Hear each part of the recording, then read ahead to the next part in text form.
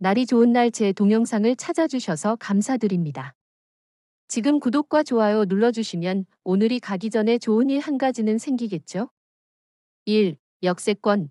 왜 늘 사람들의 관심을 끄는가? 도시에서 역세권은 단순히 지하철역이 가깝다는 의미를 넘어선다. 그곳은 유동인구가 많은 곳이며 상권이 살아있고 교통이 편리하며 삶의 속도가 빠르다.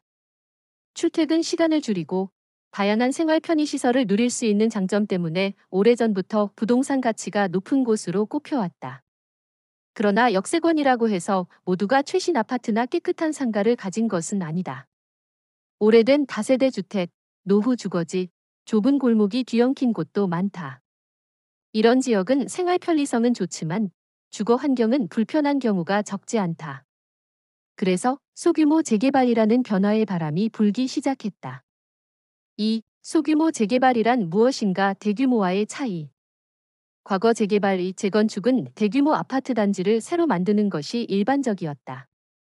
수백 세대, 수천 세대가 들어서고 공사 기간도 몇 년씩 걸렸다. 반면 소규모 재개발은 말 그대로 작은 구역 단위로 이루어진다. 좁은 골목에 다세대 주택 몇 동, 단독주택 여러 채를 묶어 새 건물을 짓는 방식이다. 이 방식의 장점은 절차가 간소화되고 속도가 비교적 빠르다는 점이다. 또한 기존 거주민의 이주 부담이 줄어드는 경우도 있다. 그러나 규모가 작다고 해서 문제가 적은 것은 아니다. 토지 소유주 간의 의견 차이, 투자자와 실거주자 간의 갈등, 개발 후 원주민 재정착 문제 등이 뒤따른다. 3. 투자 기회의 빛과 그림자. 소규모 재개발 지역은 초기 투자금이 대규모 사업지보다 낮을 수 있다. 이 말은 곧 진입장벽이 낮아 다양한 투자자들이 관심을 가진다는 뜻이다. 특히 역세권의 경우 새 건물이 들어서면 임대 수익과 시세 상승을 동시에 기대할 수 있다. 그러나 기대가 크면 실망도 크다. 개발 계획이 변경되거나 사업 속도가 늦춰지는 경우 자금이 묶일 위험이 있다. 또한 주변 시세가 이미 높아진 지역에서는 초기 투자금 부담이 결코 작지 않다.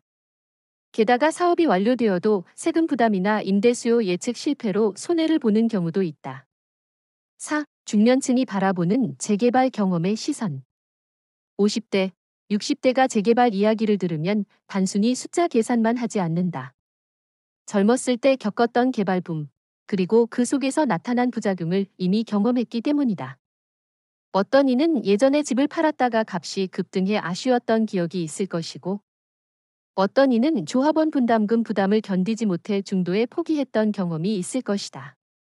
이 연령대는 자산의 안전성과 안정적인 수익을 중요하게 생각한다. 그렇기에 소규모 재개발 투자에서도 빠른 수익보다 위험 관리를 먼저 본다. 또한 살던 동네의 풍경이 갑자기 변하는 것을 반가움과 서운함이 뒤섞인 감정으로 바라본다.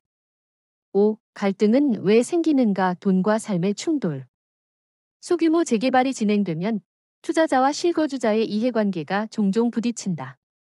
투자자는 사업이 빨리 진행되어 시세가 오르길 바라지만 실거주자는 이사 준비, 생활 환경 변화, 분담금 문제 등 현실적인 고민이 많다. 또한 원주민 중 일부는 재개발을 통해 더 나은 주거 환경을 기대하지만 다른 일부는 재정착이 어려워 결국 다른 지역으로 밀려나기도 한다. 이 과정에서 누구를 위한 개발인가? 라는 질문이 나온다. 6. 행정 절차와 규제의 영향. 소규모 재개발은 절차가 단순화되었다고는 하지만 여전히 행정 절차와 규제의 영향을 크게 받는다. 지자체의 정책 방향, 용적률 규제, 교통 영향 평가 등에서 발목이 잡히면 사업이 지연된다. 또한 역세권은 교통 혼잡과 환경 영향 문제로 인해 주민공청회와 행정심사가 까다로울 수 있다. 7. 역세권 가치와 장기 변화. 역세권은 장기적으로 도시의 핵심 거점이 된다. 새 건물이 들어서면 상권이 활성화되고 젊은 층 유입이 늘며 교육이 문화시설도 확충된다.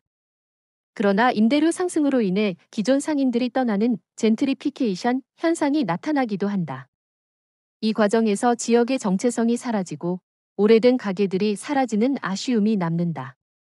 8. 안전한 참여를 위한 조언. 중년층이 역세권 소규모 재개발에 관심을 가진다면 다음을 유념해야 한다. 조합의 재무 상태와 추진 속도 확인. 사업 계획 변경 가능성 검토. 인근 시세와 임대 수요 분석. 세금과 금융 비용 계산. 이러한 점검 없이 역세권이라는 단어만 보고 투자하면 예상치 못한 위험에 노출될 수 있다. 9. 미래를 보는 시선. 역세권 소규모 재개발은 단순한 부동산 거래가 아니라 도시의 변화를 이끄는 과정이다. 그 속에서 투자와 갈등이 함께 존재하는 것은 피할 수 없는 현실이다.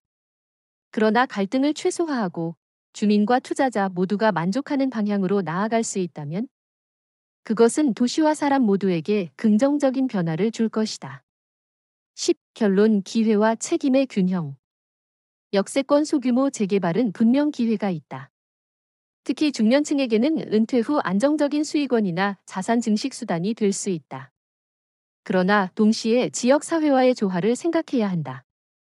그 지역에 사는 사람들의 삶과 기억이 담겨 있다는 점을 잊지 않아야 한다. 투자와 갈등은 늘 함께 존재한다. 중요한 것은 그 속에서 어떻게 균형을 잡을 것인가 하는 점이다. 그 균형을 잘 맞출 때 역세권 소규모 재개발은 단순한 부동산 뉴스가 아니라 미래 세대를 위한 가치 있는 변화로 기억될 것이다.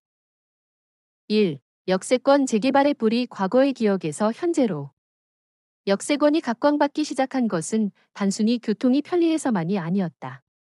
한국의 산업화와 도시화가 빠르게 진행되던 시절, 대중교통은 사람들의 일상을 좌우하는 핵심 인프라였다.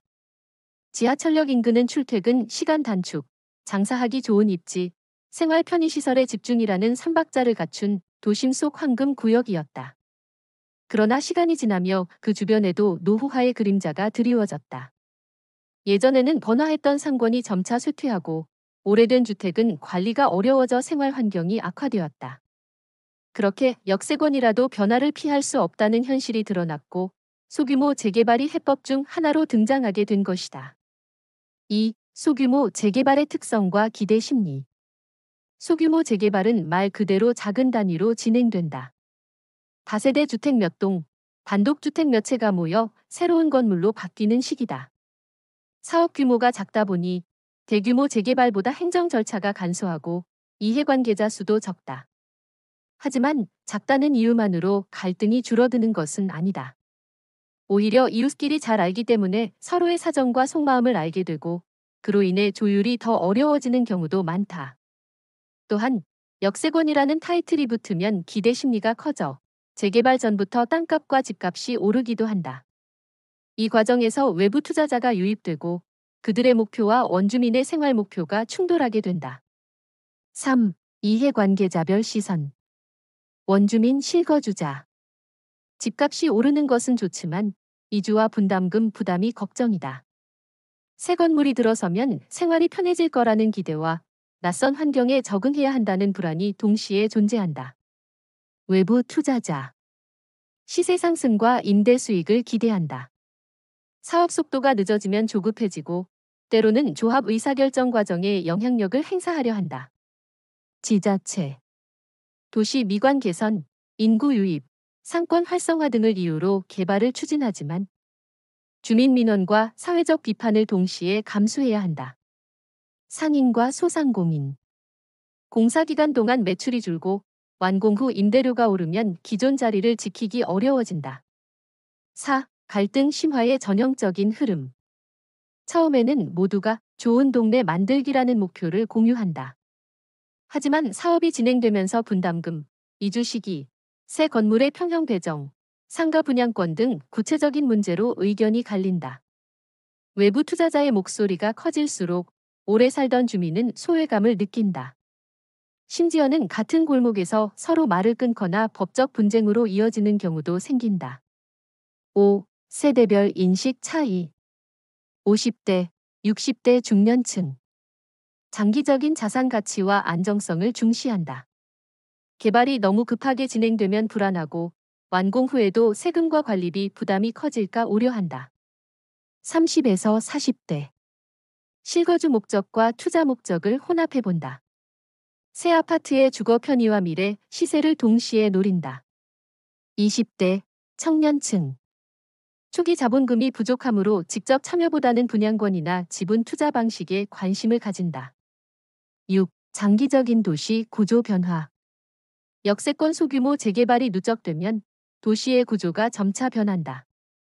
좁은 골목길과 단층 주택이 사라지고 중저층 혹은 고층 건물이 들어선다. 교통 수요가 늘면서 역 주변 상권이 활기를 되찾지만 동시에 교통 혼잡, 주차난, 임대료 상승, 기존 세입자 이탈 같은 부작용이 뒤따른다. 7. 중년층이 취할 현실적 전략. 정보 선점. 사업 초기 단계에서 지자체의 계획과 주민 동향을 파악해야 한다. 재무 준비. 분담금, 세금, 이주 비용을 감당할 수 있는지 미리 계산해야 한다. 위험 분산.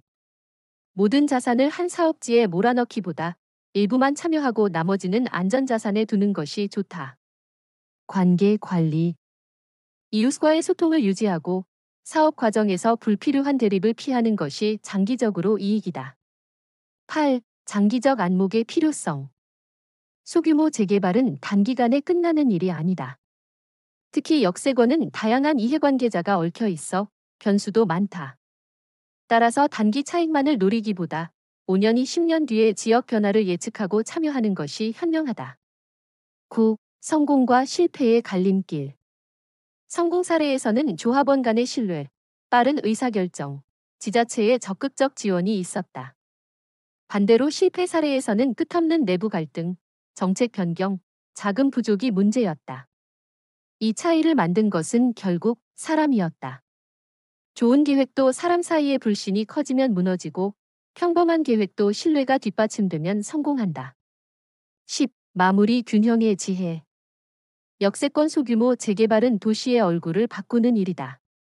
그 과정에서 투자와 갈등은 필연적으로 뒤섞인다. 중년층에게 중요한 것은 단기 유행에 휩쓸리지 않고 균형 잡힌 시각을 유지하는 것이다. 이 사업이 단순한 돈벌이 기회로만 남지 않고 지역과 사람 모두에게 도움이 되는 변화가 되려면 참여하는 모든 사람이 내 이익과 지역의 미래를 함께 보겠다는 태도를 가질 필요가 있다. 날이 좋은 날 제 동영상을 찾아주셔서 감사드립니다. 지금 구독과 좋아요 눌러주시면 오늘이 가기 전에 좋은 일 한 가지는 생기겠죠?